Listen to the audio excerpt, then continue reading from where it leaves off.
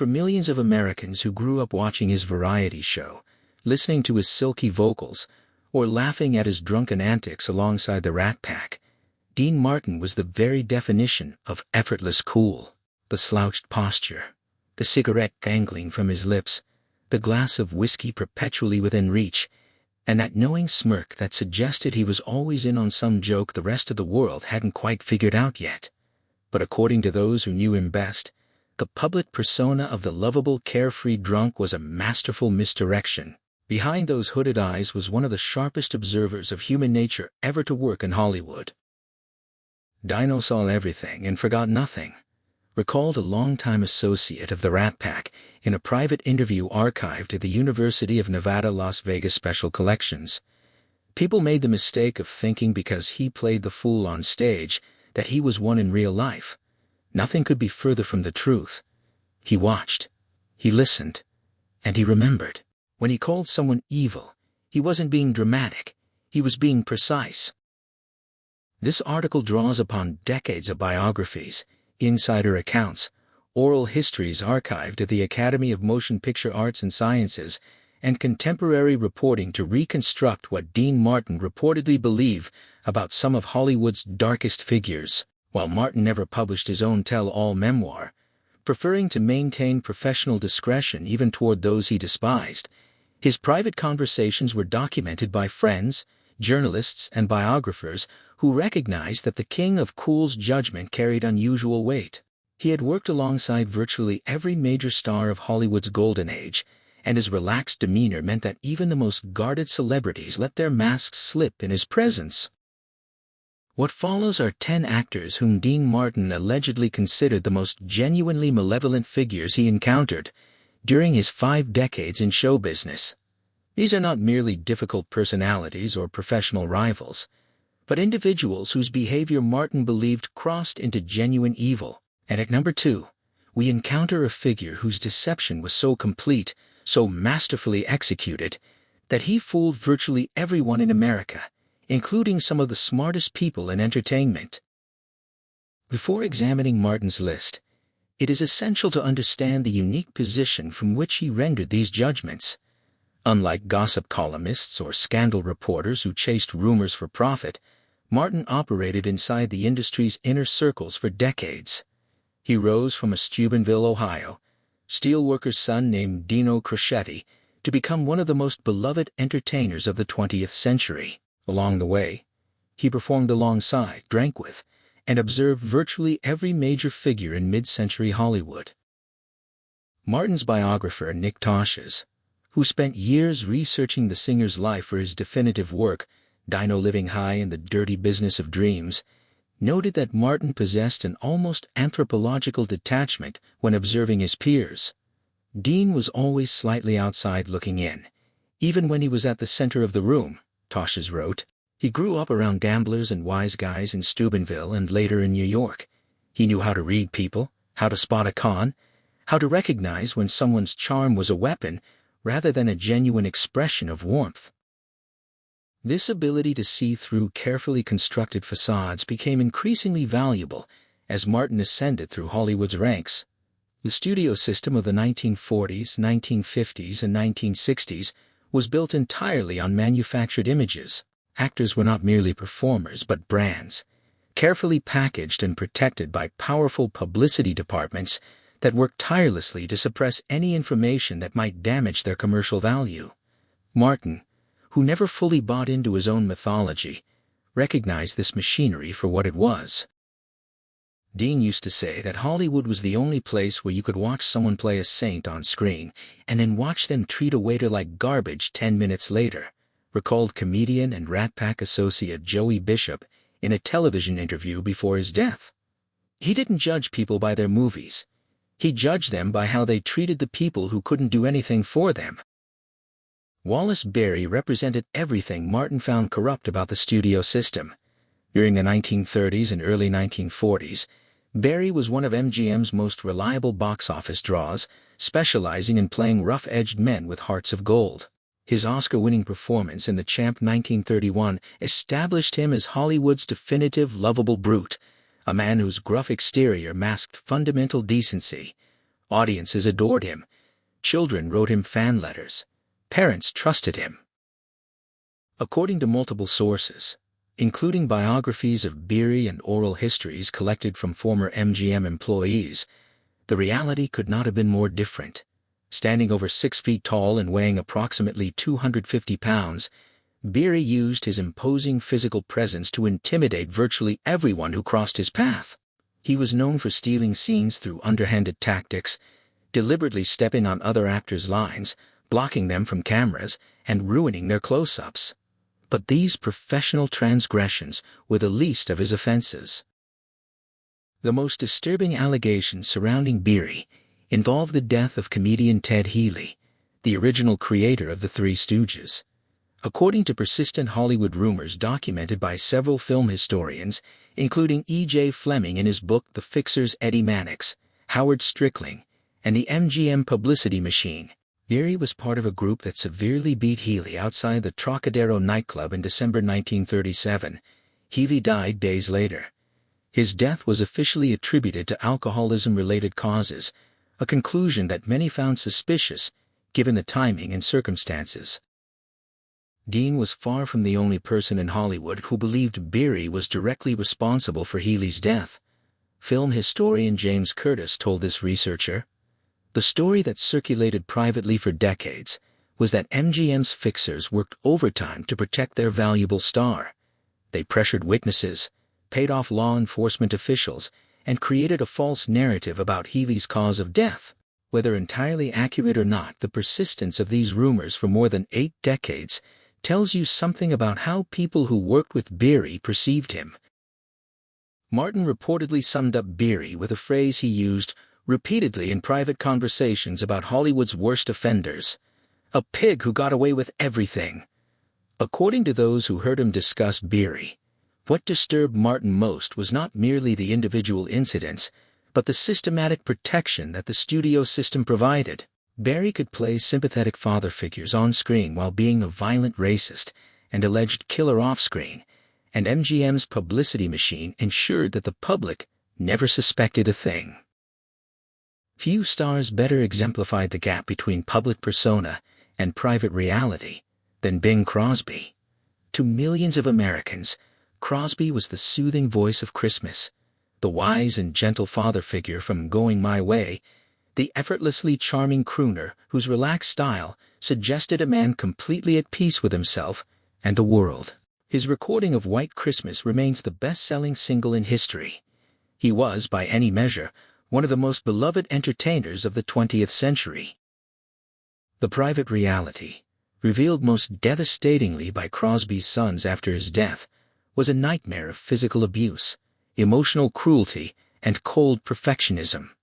In their memoir, Going My Own Way, Gary Crosby and his brothers described a childhood dominated by fear and a desperate need to please a father who seemed incapable of showing genuine affection. Gary detailed how Bing installed a trophy room in their home where he would take his sons to beat them for perceived transgressions, then expect them to emerge composed and without tears. He kept a special leather strap, he called the belt, for these punishments. Dean had children of his own whom he treated with consistent warmth and affection, noted cultural analyst and biographer Mark Elliott. According to those close to him, Crosby's behavior toward his sons was incomprehensible to Martin. He couldn't understand how someone could sing White Christmas with such apparent tenderness, and then go home and beat his children for gaining a single pound more than he deemed acceptable. Martin's unique perspective on Crosby came from occupying similar cultural territory. Both were singing actors, both cultivated images of casual cool, both performed regularly in Las Vegas and Hollywood. But according to associates who heard Martin discuss Crosby privately, he found the older star's duality especially disturbing. "That guy's voice was angelic, but behind it, he was ice," Martin allegedly told friends. Crosby's reputation as a warm paternal figure was so thoroughly manufactured that even after his sons published their memoir in 1983, 7 years after his death, many fans refused to believe it. Some family members disputed certain details, but the overall picture of Bing as a harsh, physically abusive father was corroborated by multiple sources, including other Crosby children. The kindly priest from Going My Way was played by someone who would punish his sons for weighing a single pound more than he deemed acceptable. It was, in Martin's reported assessment, not merely hypocrisy, but a kind of cultural fraud that he found genuinely evil, using the trust of millions to disguise behavior that would have horrified those same loyal fans.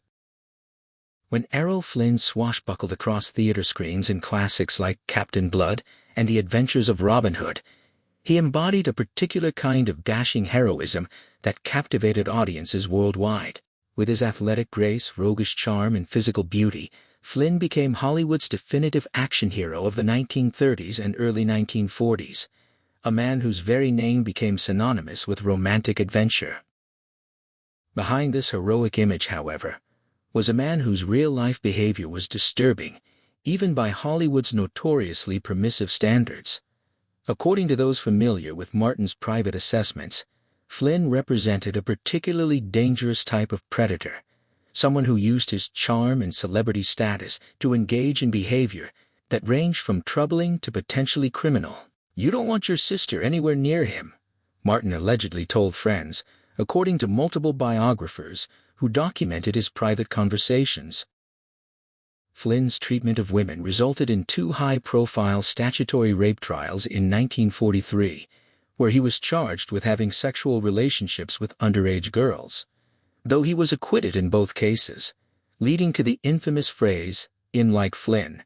The pattern of behavior continued throughout his life. Numerous women described encounters with Flynn that involved coercion, manipulation, and a disregard for consent that many found disturbing even in an era with very different standards regarding sexual conduct. What Martin reportedly found particularly disturbing about Flynn was not just his behavior itself, but the studio system's complete complicity in enabling and covering it up. Warner Brothers' publicity department worked overtime to maintain Flynn's heroic image, creating elaborate systems to clean up his messes, silence potential accusers, and maintain profitable public images regardless of the human cost.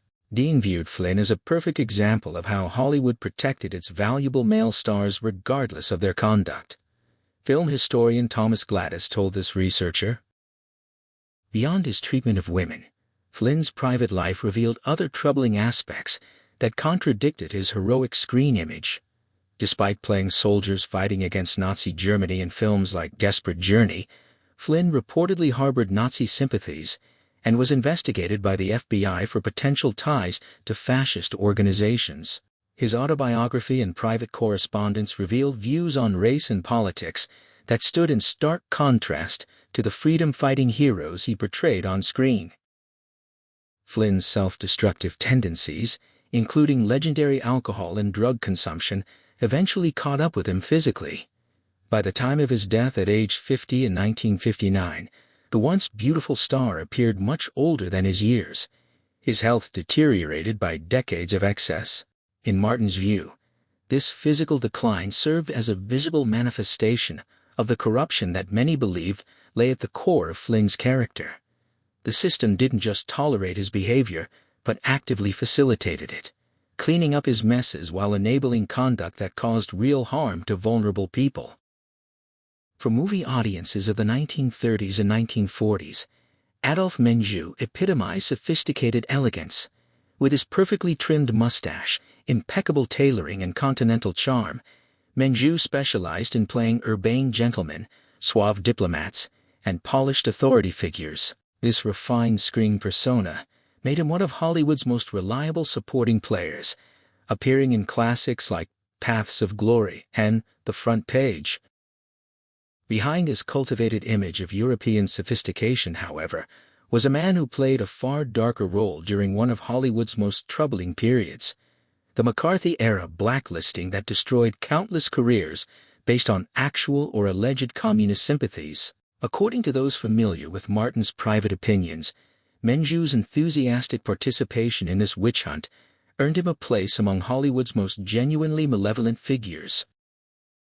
Dean had a particular distaste for Menjou, explained Hollywood historian Joseph McBride, who has written extensively about the blacklist era. According to those who heard him discuss the actor, Martin described Menju as someone who ruined people with a smile, a reference to the contrast between his elegant public persona and his zealous participation in naming names to the House Un-American Activities Committee.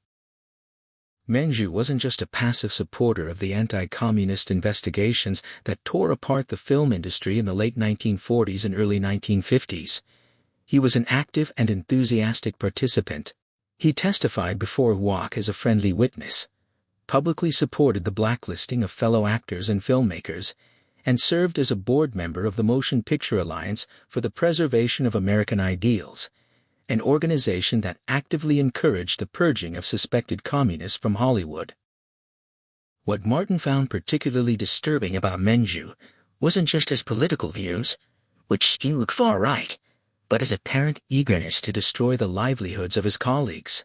According to those familiar with Martin's assessments, he viewed Menju as someone who took pleasure in his role as informer, who enjoyed watching talented people lose their careers while he continued to prosper. This combination of destructiveness and satisfaction struck Martin as genuinely evil rather than merely misguided. This assessment was shared by many of Menju's contemporaries, particularly those who suffered under the blacklist. Director Joseph L. Mankiewicz reportedly described Menju as a right-wing prick who spent his life giving evidence against other people. Lauren Bacall, who witnessed the blacklist's effects on her husband Humphrey Bogart and their friends, described Menju as one of the first to go and talk to the House Un-American Activities Committee, and about as un-American as anyone I've ever seen. Martin's perspective on the blacklist era was particularly interesting because he largely stayed out of politics himself. He wasn't part of the liberal Hollywood crowd that was primarily targeted, nor was he aligned with the conservative faction that supported the investigations. This relative neutrality made his assessment of Menju's behavior all the more significant. It wasn't based on ideological disagreement, but on a fundamental moral judgment about using power to harm others. Few Hollywood relationships gave Martin more insight into a fellow performer's true character than his decade-long partnership with Jerry Lewis. From 1946 to 1956, Martin and Lewis formed the most successful comedy team in America, starring in 16 films together and becoming genuine cultural phenomena. This professional proximity gave Martin a unique perspective on the gap between Lewis's public persona as a manic, childlike clown and his private reality as a controlling, often cruel perfectionist. No one knew Lewis better than Martin did.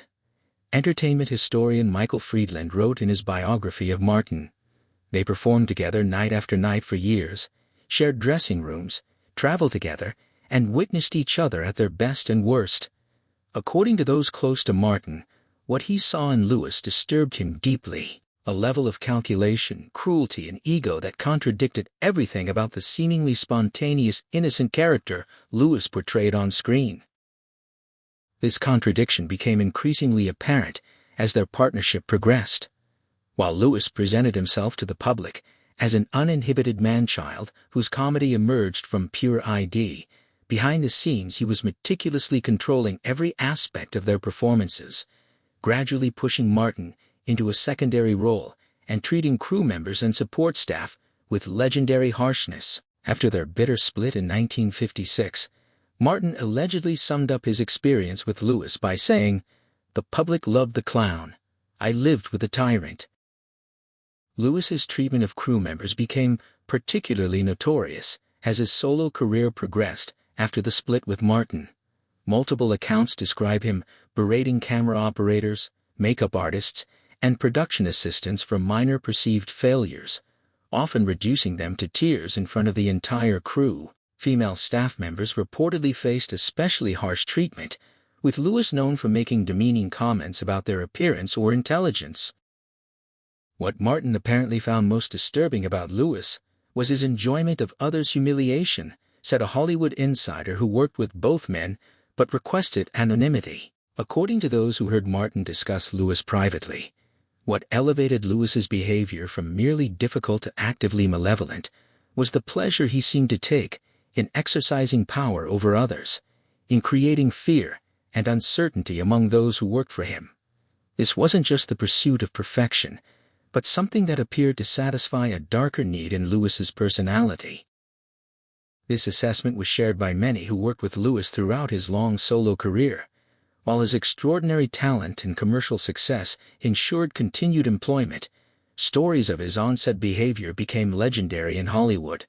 Tales of tantrums, vindictiveness, and a level of ego that seemed designed to compensate for deep insecurities. The contrast between Lewis's public charity work, particularly his decades hosting the Muscular Dystrophy Association telethon, and his private treatment of colleagues, created a moral complexity that Martin reportedly found particularly troubling. Here was someone who could genuinely weep for children with muscular dystrophy on camera, then turn around and viciously berate a young production assistant until she was in tears. Few actors combined extraordinary talent with genuinely frightening behavior more completely than George C. Scott. His performances in films like Patton and Dr. Strangelove stand among the most powerful in American cinema, earning him critical acclaim and an Oscar, which he famously refused. Behind this undeniable artistic brilliance, however, was a man whose volatile temperament and capacity for violence made him one of Hollywood's most feared figures. According to those familiar with Martin's private assessments, Scott represented a particular kind of danger, someone whose artistic genius seemed inextricably linked with a personality so volatile that those around him were in constant danger of becoming collateral damage to his internal demons. "You don't act like Patton if you're not already a little insane," Martin reportedly said, an observation that captured something essential about Scott's ability to channel aspects of his own volatile personality through the characters he played. This volatility manifested in numerous documented incidents throughout Scott's career. He was known for punching walls, throwing furniture, and occasionally physically threatening directors and fellow actors when displeased with their work or decisions. His alcoholism exacerbated these tendencies, creating situations where sets would essentially shut down until Scott's rage had passed, or he had been sufficiently placated to continue working. What Martin and others found particularly disturbing about Scott wasn't just his explosive temper, but its unpredictability. According to those who worked with him, Scott could be charming, intelligent, and collegial one moment, then erupt into terrifying rage with little warning. This Jekyll and Hyde quality meant that everyone around him lived in a state of constant anxiety, never knowing what might trigger his next explosion. This unpredictability extended to Scott's personal relationships as well. His marriage to actress Colleen Dewhurst was marked by violent arguments and reconciliations, creating a turbulent domestic situation that mirrored the chaos he often brought to film sets. While both Scott and Dewhurst were open about the volatility of their relationship, those close to them reported genuinely concerning levels of conflict that went beyond typical marital disagreements. Martin's assessment of Scott reflected a broader question about the relationship between genius and destructive behavior.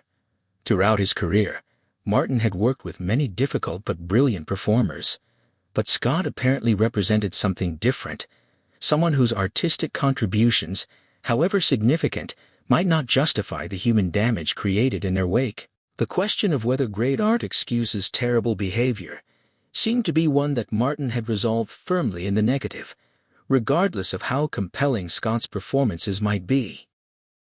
Few actors in Hollywood history have been more universally respected for their craft than Spencer Tracy. His naturalistic acting style, so authentic that he famously advised younger actors that the secret was simply to know your lines and don't bump into the furniture, earned him 9 Academy Award nominations and 2 consecutive wins. On screen, Tracy often embodied moral authority, decency, and thoughtful masculinity. Off-screen, however, Tracy's legendary alcoholism revealed a man capable of shocking violence and cruelty, a dark side that his long-term partner Katharine Hepburn and the studio system worked diligently to keep hidden from the public. According to those familiar with Martin's private opinions, this disconnect between Tracy's saintly screen persona and his sometimes vicious private behavior earned him a place among Hollywood's most fundamentally dishonest figures. He could charm a crowd and break someone's jaw an hour later, Martin allegedly said, an observation that captured the jarring contrast between Tracy's public image as one of cinema's great humanists and the violent, unpredictable alcoholic known to those who encountered him in unguarded moments. Tracy's alcohol-fueled violence reportedly targeted various people in his orbit, but posed particular danger to women. Multiple accounts describe him slapping, shoving, or grabbing women, including Hepburn, during alcoholic episodes, behavior that was typically excused as the unfortunate side effect of his disease rather than addressed as the abuse it represented.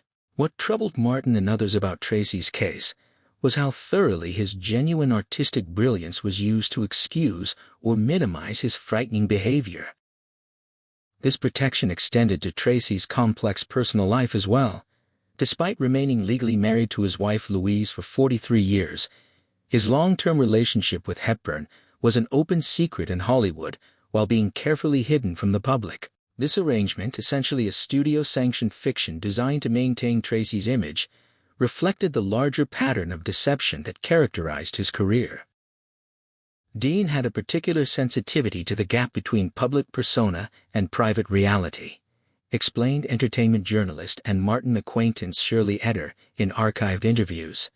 Having worked in Hollywood for decades, he had seen countless examples of stars whose actual personalities bore little resemblance to their screen images. But according to those who heard his private assessments, he considered Tracy a special case, someone whose moral authority on screen made his private behavior particularly hypocritical and disturbing. This hypocrisy was especially evident in films where Tracy portrayed characters standing against violence or injustice. In classics like Bad Day at Black Rock or Inherit the Wind, Tracy embodied moral courage and principled resistance to brutality, values that his drunken behavior regularly contradicted in his personal life. For Martin, this disconnect represented not just typical Hollywood image management, but a deeper kind of dishonesty. Standing 6 feet 5 inches with rugged features and an imposing presence, Sterling Hayden should have been one of Hollywood's greatest leading men. His performances in films like The Asphalt Jungle, Dr. Strangelove, and The Godfather revealed genuine talent beneath his striking physical presence. Yet Hayden's career never reached the heights his abilities might have suggested, a limitation due largely to his volatile temperament, substance issues, and tendency to alienate virtually everyone with whom he worked. According to those familiar with Martin's private assessments, Hayden represented a particular kind of Hollywood tragedy, someone whose self-destructive behavior and hostility toward colleagues not only damaged his own career, but created chaos for everyone unfortunate enough to work with him. He could have been great if he didn't want to fight everyone, Martin allegedly commented, an assessment that captured both Hayden's undeniable gifts and the self-sabotage that prevented him from fully realizing them. Hayden's combative nature manifested in numerous documented incidents throughout his career. He was known for confronting directors, threatening producers, and occasionally engaging in physical altercations with fellow actors when displeased with their performance or behavior. His imposing size made these confrontations particularly intimidating, creating situations where sets would essentially shut down until Hayden could be calmed or temporarily removed. What Martin and others found particularly difficult about Hayden was his combination of physical intimidation and paranoia. According to those who worked with him, Hayden frequently believed others were conspiring against him or deliberately undermining his performance. These paranoid tendencies, likely exacerbated by his heavy marijuana use and alcohol consumption, created a working environment where everyone felt constantly on edge, never knowing what perceived slight might trigger his next outburst. This paranoia had some basis in Hayden's actual life experiences. As a former OSS agent during World War II and someone who briefly joined and then left the Communist Party, Hayden had legitimate reasons to feel watched and judged during the McCarthy era. His decision to cooperate with the House Un-American Activities Committee and name names, an action he later deeply regretted, added another layer of complexity to his already troubled psyche. Hayden was known for making impulsive decisions that compromised productions, such as disappearing for days during scheduled shooting or making unauthorized changes to scenes that required extensive and expensive reshoots. What elevated Hayden from merely troubled to actively malevolent in Martin's reported view was his apparent disregard for how his behavior affected others. According to those who heard Martin discuss Hayden, what disturbed him most wasn't just the actor's personal demons, but his willingness to let those demons disrupt entire productions and damage the careers of everyone involved. This is the one that still shocks people. The actor who, according to Dean Martin, constructed the most elaborate, most successful, and most disturbing deception in Hollywood history, a man so beloved, so trusted, so thoroughly embedded in America's cultural consciousness as a symbol of decency and warmth, that even after Martin's warnings, even after evidence emerged, millions refused to believe the truth. The actor at number 2 on Martin's list was someone who played fathers, grandfathers, kindly neighbors, and wise mentors. He won Oscars. He received Lifetime Achievement Awards. He was celebrated as one of the nicest men in show business, a reputation so carefully cultivated and so widely accepted that questioning it seemed almost un-American. According to multiple sources who documented Martin's private conversations, this actor's public persona was a complete and total fabrication. Behind the twinkling eyes and the gentle smile was a man capable of cruelty that shocked even hardened Hollywood insiders. He exploited young performers, destroyed careers through behind-the-scenes manipulation, and maintained his saintly reputation through a network of enablers who protected him in exchange for access to his power and prestige. What made this case particularly evil in Martin's assessment was not merely the actor's private behavior, but the cynical calculation behind his public image. Unlike other stars whose screen personas reflected some genuine aspect of their personalities, this actor had constructed his entire public identity as a weapon, a shield that allowed him to operate with complete impunity, while the public continued to adore him. Dean used to say that this guy was the smartest con artist he ever met because he wasn't conning the public out of money, recalled a Rat Pack associate in an oral history archived at the University of Nevada. He was conning them out of their trust. He got them to love him, to believe in him, to see him as a symbol of everything good about America. And while they were loving him, he was doing things that would have sent a normal person to prison. The details of this actor's behavior, according to accounts that emerged after his death, included systematic exploitation of young actors who came to him for mentorship, financial manipulation of business associates, and a pattern of psychological cruelty toward family members that left lasting damage. Yet because of his carefully maintained public image, accusations were dismissed as jealousy or misunderstanding. He had fooled everyone. Martin reportedly confronted this actor only once, in private, after witnessing him mistreat a young performer. According to witnesses who heard about the exchange, Martin said something like, "You know, they love you out there. They really believe you're that person. I wonder what they'd think if they knew the truth." The actor reportedly smiled and replied, "But they'll never know, will they, Dean? Because they don't want to know." That, in Martin's assessment, was the truly evil part. Not just the behavior itself, but the understanding that the public's desire to believe in goodness would always protect him. He had built a prison of public affection around himself, and no one wanted to break the walls because doing so would mean admitting they had been fooled. This actor died beloved, celebrated, and mourned by millions. His films continue to air on television.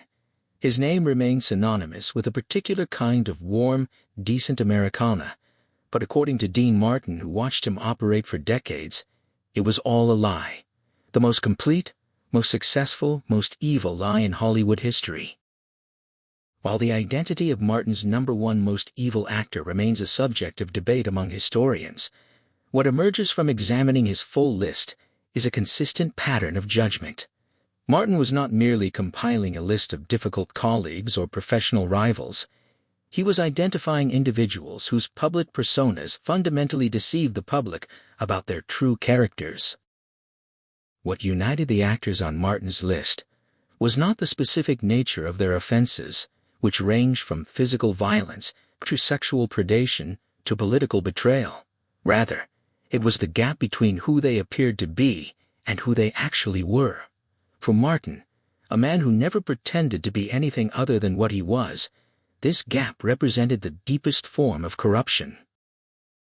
Guy never claimed to be a saint, his daughter Dina Martin wrote in her memoir. Memories are made of this. He was the first to admit his flaws, his drinking, his womanizing, his occasional neglect of his children. But he never pretended to be something he wasn't.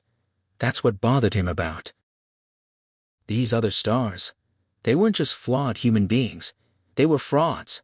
And the bigger the fraud, the more he despised them. Martin's own legacy has aged remarkably well, precisely because he never asked to be remembered as a hero. He was an entertainer, a gifted one, but he never claimed moral authority. The actors on his list, by contrast, built their careers on moral authority. They played saints and sages, fathers and mentors. They sold America a vision of goodness that their private lives completely contradicted. Whether Martin's assessments were entirely accurate or colored by his own experiences and prejudices is impossible to determine definitively. He left no written record of his judgments, only the memories of those who heard him speak in private moments. But the consistency of these accounts, combined with independent reporting that has emerged about many of the figures on his list, suggests that the King of Cool was onto something. In the end, perhaps the most disturbing aspect of Martin's list is how little has changed. Hollywood continues to protect its most valuable stars. Public personas continue to mask private horrors. And every generation produces new actors who fool everyone, at least for a while. Dean Martin saw it all coming. He just didn't see much point in shouting about it, because as he knew better than almost anyone, Americans would rather believe in the illusion than face the uncomfortable truth. The public loved the clown, Martin said about his former partner Jerry Lewis. I lived with a tyrant. He could have said the same about many of the men on this list. And at number 2, he identified the one who pulled off the greatest trick of all, convincing America that a monster was really a saint. This article draws upon numerous published sources, including Nick Tosh's Dino Living High in the Dirty Business of Dreams, 1992, Richard Schickel's The Men Who Made the Movies, 1975, E.J. Fleming's The Fixers, Eddie Mannix, Howard Strickling, and the MGM Publicity Machine, 2005, Gary Crosby's Going My Own Way, 1983. Dina Martin's memories are made of this 2004, Oral Histories archived at the Academy of Motion Picture Arts and Sciences, Margaret Herrick Library, and Contemporary Reporting from The Hollywood Reporter and Variety. All quoted material attributed to Dean Martin's private conversations comes from secondary sources who claim direct knowledge of those conversations. Where possible, these attributions have been corroborated by multiple independent sources. Readers should understand that no direct recording or written record of Martin making these specific statements exists, and reasonable people may disagree about their accuracy.